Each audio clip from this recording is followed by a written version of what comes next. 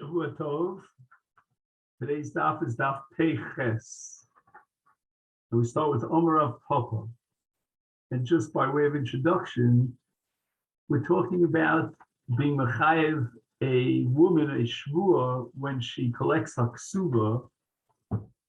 And that shvua is what's called a shvuas nishba v'notel. When she collects a ksuba, she has to take a shvua to the effect that the Baal did not pay the ksuba or any part thereof, and that's a shvuas nishba v'notel, which is a shvua de rabbanon. The Torah has three shvuos, and what's common to all three shvuos is nishba v'niftar. That means that the nitva, who is the defendant, is taking the shvua. But we never have on a doraisa level a shvua where the plaintiff, the tovea, is taking the shvua. Furthermore, when she takes the shvua, she's taking a shvua on what's called shibud karkos. And we have a principle of ein nishbar and al shibud karkos. So that's what Rava says on the previous sugi on Daf Zayin with Beis. And Rav Papa starts with ipikeahu. The Baal could set up a situation in which she will have to take a shvua d'oraisa if the Baal is smart about it. And the difference between a shvua d'rabbanan and a shvua d'oraisa is that basically a shvua d'rabbanan is only like a klala. A shvua d'oraisa requires nikitas chayfetz and shem Hashem. It's a real full-fledged bona fide shvua. In fact, the Gemara says about Mitzvah that people were very afraid of taking a shvua. They would shy away from it, even if they thought they were telling the truth. The Gemara in Shvuah says that when HaKadosh Baruch Hu gave us in the Aseret Dibros the love of Shvuah Shav and Shvuah Sheker, the earth itself shook Arba Meos Parsa, Arba Meos Parsa.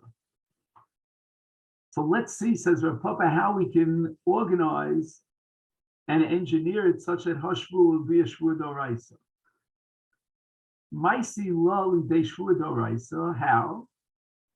Yoev lo ksubasa bi'ape chad sahada. He will pay up the ksuba in front of one witness. V'samich sahada kama asahada basra. What happened was that on the first round, when he paid the ksuba or part of it, he only had one witness. Now, one witness is enough to be mechayev a shvua d'oraisa. However, because of the two reasons that Rav had mentioned that we said before, it's a shvua d'rabbanan. But now what he's going to do is he's going to get a second aid involved, a second witness. Now, what's he going to do? He is going to bring a second witness, and in the presence of the second witness, he will pay the ksuba. Now, what does he gain by that? Is he paying the ksuba twice? So the Gemara says, "Umokim lahu lahanach kamoi b'milva." And now the Baal will be tovea the first payment as a milva, meaning as money that he lent to her, and now he's being tovea her. We've switched the tables around. Now she becomes the nitbas. She's the defendant now. And she'll have to take a shvua d'oraisa against the eid echad if she denies the first payment. Because now it's a shvuas nishba v'niftar. So he's going to be tovea the first payment. He, meaning the Baal, will be tovea the first payment as a halva. She'll deny that she received that money, and there's an eid echad testifying that she did receive that money. So on the first payment now, he's converted it, he's transformed it from a shvua of nishba v'notel, where she's claiming haksuba, to a shvuas nishba v'niftar, where she's denying that she received the kesef halva. And for that, to be machish, to counter against the eid echad, the one aid, she'll have to take a shvua d'oraisa, because that shvua is a shvuas nishba v'niftar. Furthermore, there's no kfiras shibud karkos, because this is not based on the ksuba, it's based on what's called a milva balpeh, which doesn't have shibud karkos. So it's not a shvua on karka, it's a shvua on liquid assets, and therefore it's a shvua doraisa. So the Gemara raises in the name of Rav Shisha the following attack. Maskif la Rav Shisha Bereder Avidi, Heich Samich Sahada Kama Asahada Basra. He wants to establish the Baal that with regard to the second claim, right, the claim on the second payment, he now has two witnesses. He's going to combine the first witness with the second witness, and one aid plus one aid becomes, as we integrate them, a full-fledged kad of Eidos. And if she denies the second payment, then she is denying two Eidim. So Rav Shisha raises the following question. That's not true. You cannot integrate the first witness with the second witness, because we have a principle that goes as follows: Masha ra zeh, lo ra zeh. The first aid was a witness to the first Matan Mos, and the second to the second.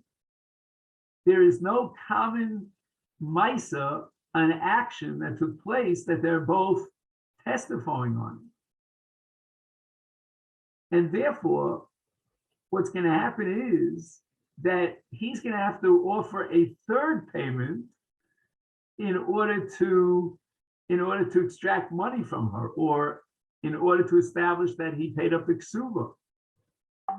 He won't be able to get away with it based on the first aid who testifies the Pam Rishona and the second aid on Pam Shnia. Elamar of Shisha Bereder of Idi. He should not give the second payment in front of one aid, but rather he should invite the first aid back for a second round and testify now in front of two aidim.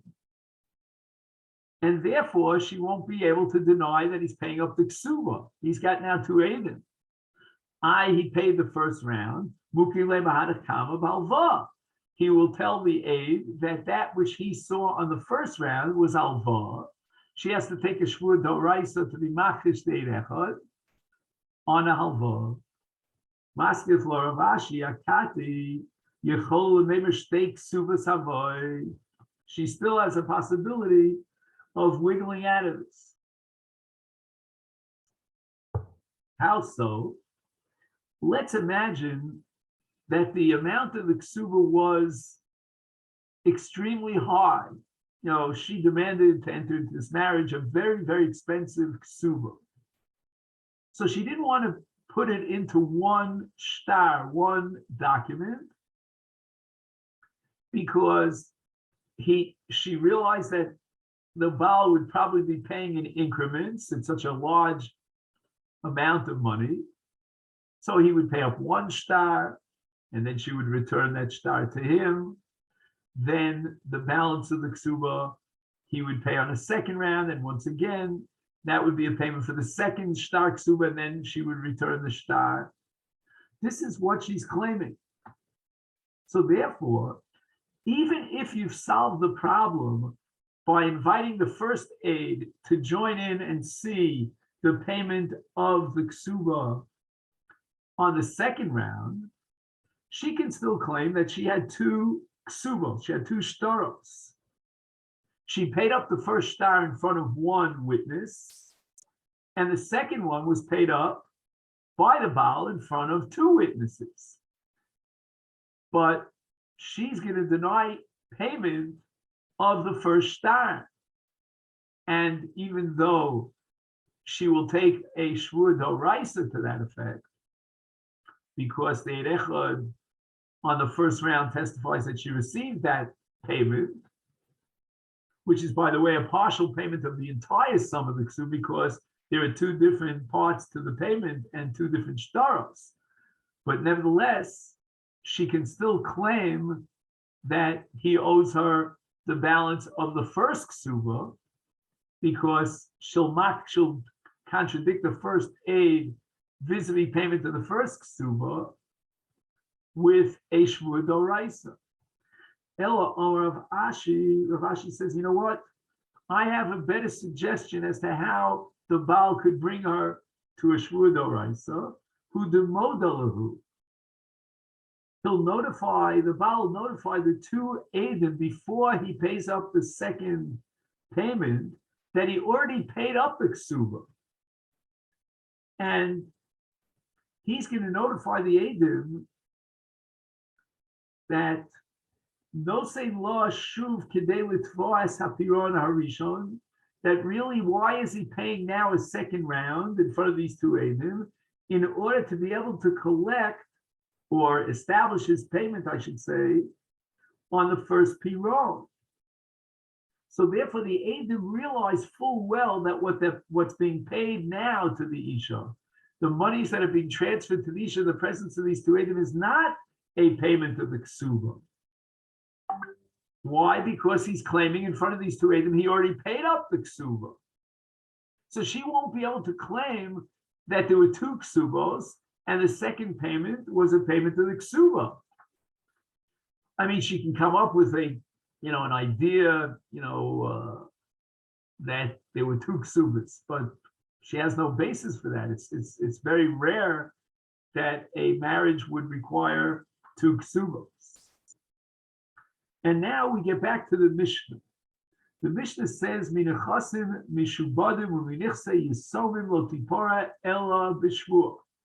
After the death of her husband, when she comes to collect her ksuba from the yisomim, who are the yarshim, she must take a shvua. That's again a shvua d'Rabbanan of nishpa v'notel, and it comes under a general principle that goes as follows: Ein nifraim minichse yisomim el b'shvua. Whenever you collect from the nechasim of the yisomim, we protect the yisomim by requiring that the tovea, who's coming to take monies from their estate that they inherited, has to take a shvua.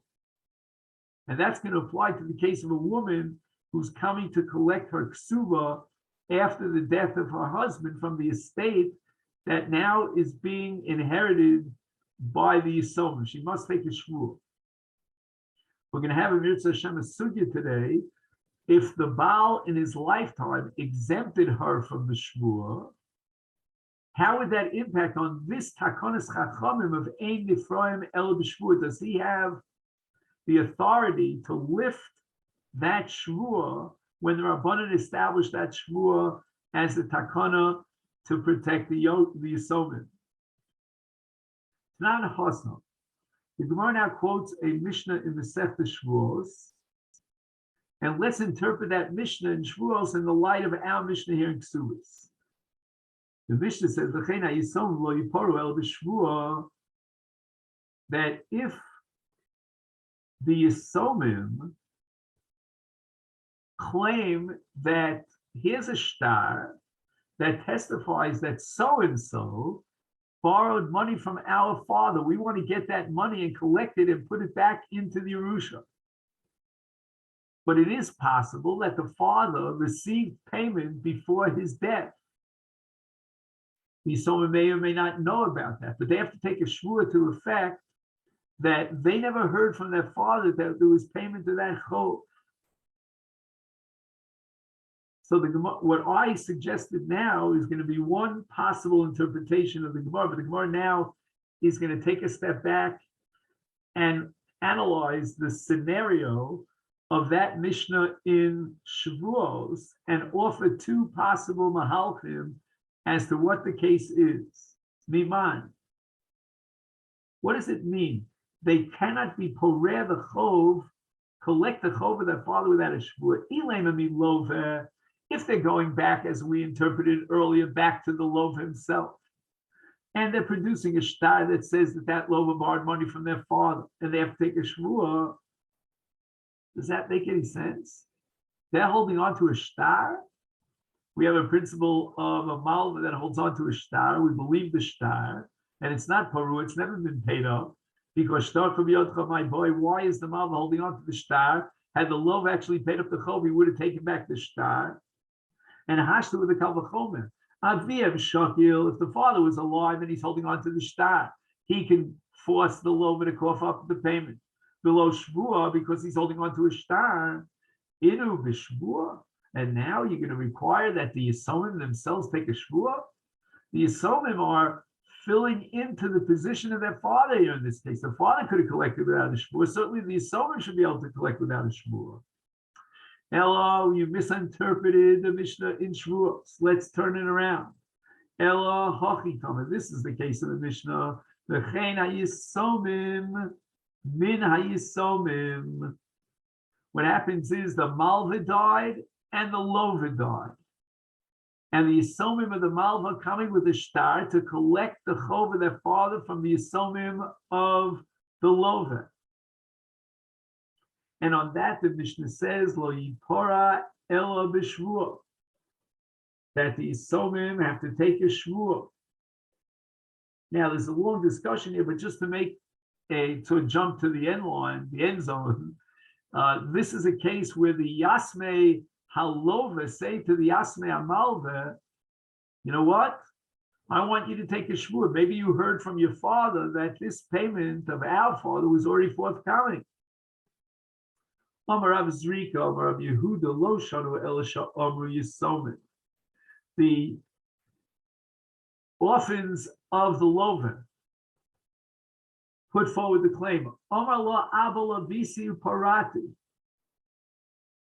Our father left us a last will and testament, and he told us that I borrowed money from so and so, the father of the Yisomei Yasmei Malveh, but I paid him up. Aval Omru, but if the Yasmei Alova say, Omar Lanu Abalol Avisi, I never even borrowed the money, Af Bishvua Lo Paru, Lo Yifru. We cannot require of them a shvua. They're off the hook because they claim they heard from their father that he already paid, he never got the money. He never received the loan. Now, this line in the Gemara, as quoted here, is impossible.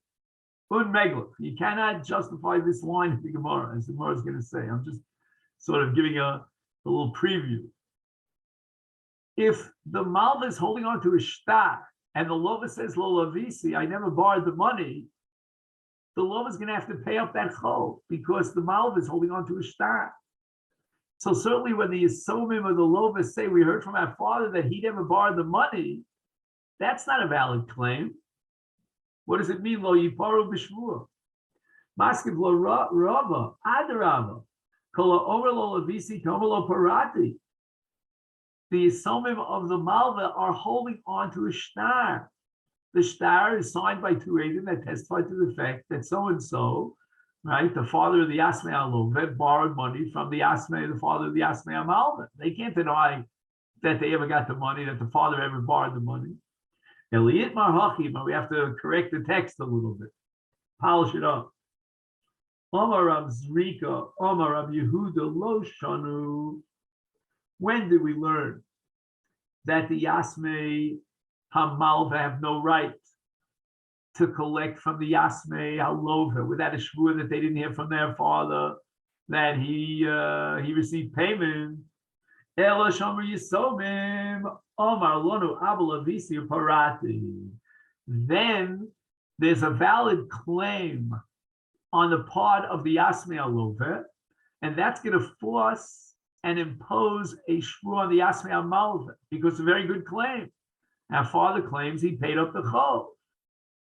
We don't believe that claim because the father is holding on to a shtar, but the father's gone, and it's quite possible that before his death, he received payment. He never got a chance to give back the shtar. So the Yasmei HaMalva have to testify with a shvua. They have to take the oath, as we would say, to the effect that they never received, that they didn't hear from their father that he received payment. Aval Amru, if the Yasmei Alova come boy, they say, we heard from our father he never borrowed the money to begin with.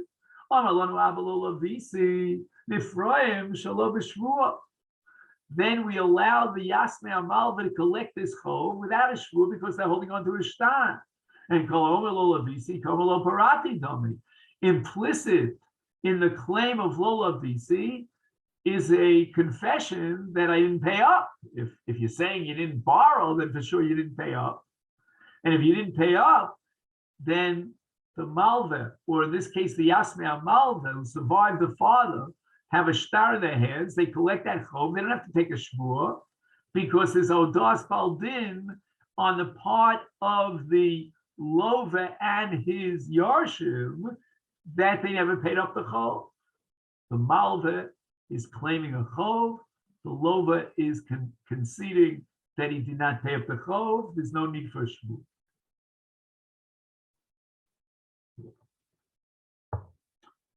The Mishnah says that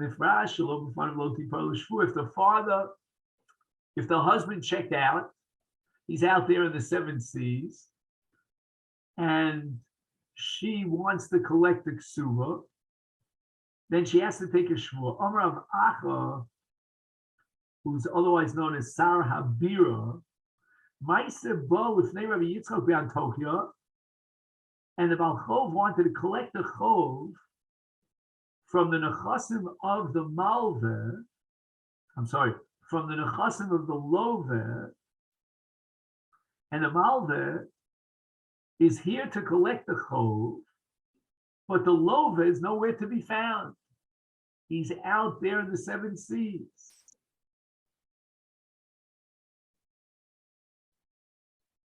Obviously, shalom b'fanav, lo tipara ela b'shvur. He has to take a shvur. The malva will have to take a shvur to the effect that he didn't receive payment from the lover. The Omar and Rav Acha said in that particular case, Lo shanu el l'ksubas isha v'shum chinav abal chov lo.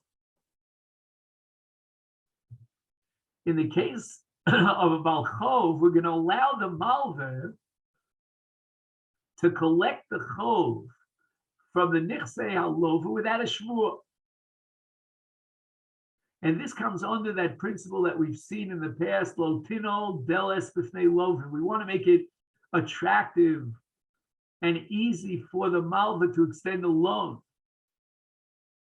Imagine if you extend someone a loan and you know that he could take a Concorde plane and end up in South Asia, and you won't be able to collect your chov. If it's a significant amount of money, it might pay for him to relocate to South Asia so that he'll never be required to collect the chov. And therefore, says Rav Acha, this is a radical chiddush, that the whole principle of Ein Ephraim, Shalom B'fnei Alova El B'shvur, only applies to Ksuvas Isha. And why is that? Mishum China. Mishum China means that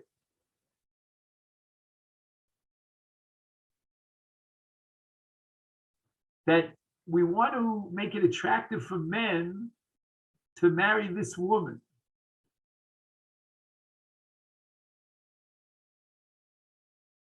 So if she's going to be able to collect the ksuba without a shvur, in event that the husband took a long trip overseas, that's not going to make it an attractive position for him. That she has carte blanche to collect the ksuba masayim zuz from his nechasim just simply because he's out there doing business. He's on a trip, doing export and import business. However, although this is the opinion of Acha, Rav Amar Rav Nachman, Rav in the name of Rav Nachman quotes an opposing position. Even in the case of a Baal Chov, we have to require a shvur.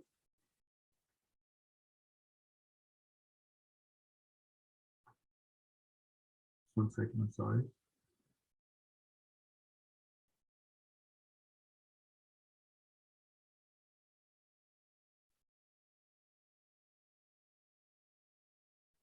No, I'm sorry. Let me backtrack for just 1 minute. Avol, this is Rav, again back to Rav Shesha. Rav Acha, sorry. Avol Baal Chov lo. What does it mean, Avol Baal Chov lo?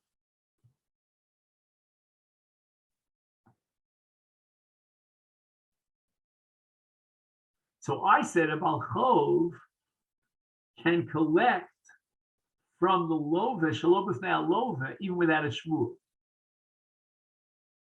That's going to be the shita it's coming around the bend in the name of Nachman. But first, the shita of Acha, and I stand corrected here, is Balchov lo, meaning that a Balchov cannot collect the chov, even with a shvur, shalobas now love.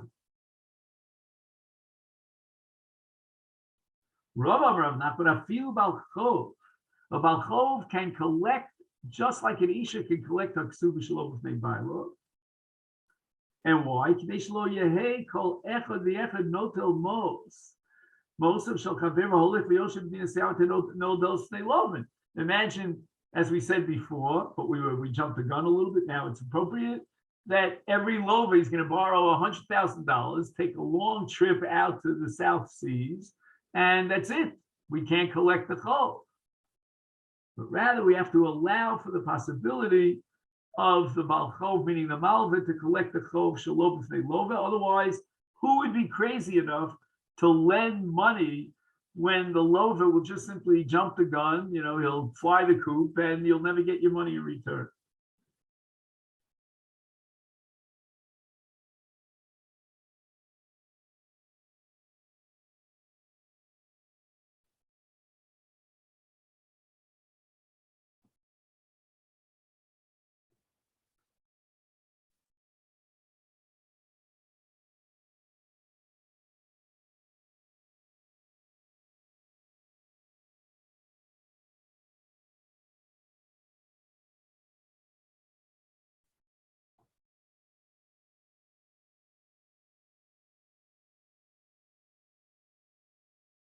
So let me just go back to the words Mishum China once again, just to clarify that we understand Mishum China.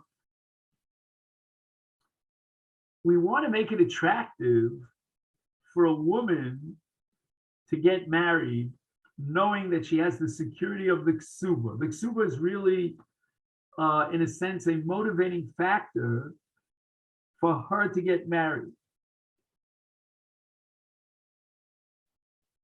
And therefore, we want to make it possible and easy for the woman to collect her ksuba. So therefore, Rav Acha, although he holds that a Balchov cannot collect his chov from the lova shalom b'fnei lova, he has to wait for the return of the lova. That's the first sheet. Again, Rava disagrees. But in the case of ksuba, we have to allow her to collect her ksuba even if the Baal is not available, because otherwise the whole enterprise of ksuba is not really attractive to a woman. She doesn't have that security that she'll be able to collect her ksuba, because in the event that the Baal, let's say, divorces her and then he, checks out and he flies the coop, she won't be able to collect this ksuba. Rav Shimon Omer calls man shetovas ksubasa yorshim mashbiyan osa. Ena tovas ksubasa ena yorshim mashbiyan osa. So as we go through the sugya, we should underline the words Ein hayorshim mashbiyan osa. As the Gemara is going to point out, that language is a little bit strange, because when it comes to collecting a ksuba from the Yorshim after the death of the husband, it's Bezdin that's going to impose the shvur. The language of the Mishnah, Yorshim mashbiyan osa, is a very strange language. So I'm just mentioning that so that we pay attention to those words, because it's going to come up on Amud Beis. So now we're about to embark upon a sugya in which we want to analyze Rabbi Shimon's statement. What does he mean, and on what part of the Mishnah is, and it could be even on previous Mishnah, is he commenting that Kol Zman Shetovas Ksuba, then Yorshim Mashbiyan Osa? If she's not Tovas Ksuba, then the Yorshim are not Mashbiyan Osa. What does that mean? Hey, on what part of the Mishnah, on what din is Rabbi Shimon adding his comment, his disagreement, his dissent? The Mishnah says, "V'nifras shelo b'fanav lo tipora elo b'shvur."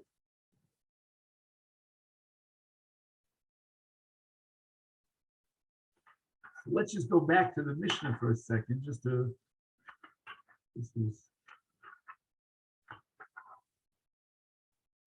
so the Mishnah here is on the bottom of Pei Zion, which was yesterday's daf.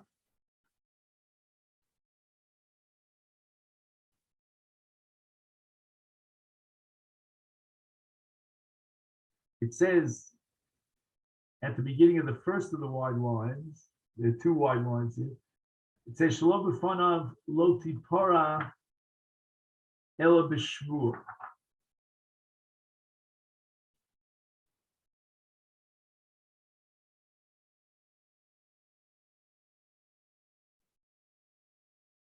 Now notice that the Mishnah is unqualified. It's a stoma. And it says Shelo tipora, she cannot collect without a shvur.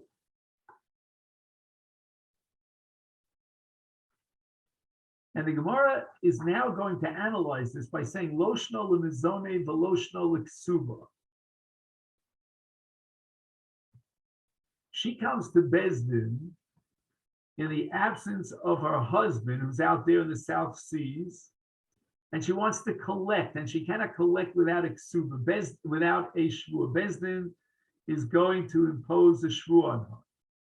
So the Gemara says, what is she coming to collect in Beis Din in the absence of her husband? Lo shno lemizone, lo shno l'ksuba. The Mishnah is unqualified, and therefore it applies to two scenarios. One scenario is where she's married, and it's a full-fledged ishus, and the Baal is not available to pay her mizonos. So she has to take a shvur to collect mizonos from the possessions of her husband, to the effect that he didn't leave her any monies, and transfer them into her bank account for the course of his absence to pay her mizonos. If the husband sent a get from Medina Sayyam, she's now coming to collect her ksuba. She cannot do so without taking a shvur that her husband did not give her some sort of advance payment to the ksuba before he checked out to Medina Sayyam. The Asr of Shimon Meimar, and now Rav Shimon comes to express a dissenting view. And what is that? Kolzman shetovas ksubasa yorshel mashbianosa. Rabbi Shimon wants to differentiate between the two scenarios that we discussed earlier. If her husband out in Medina Sayyam sent a shliach with a get, she now wants to collect, let's say, Masayim Zuzah L'Ksuba. She needs to take a shvur. If the husband died and she wants to collect her ksuba from the Yarshim, she owes the Yarshim a shvur. But this only applies in a case where the Baal died or gave her a get and she's collecting her ksuba. It does not apply to a case where the ishus is continuing and she wants to collect mizonos.